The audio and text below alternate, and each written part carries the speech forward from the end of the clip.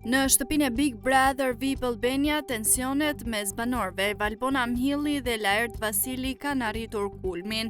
Gjatë spektaklit të kaluar, Laerti shprehu dëshirën për të shkëputur nga aleanca me Valbonën dhe për të përballur në një televotim individual.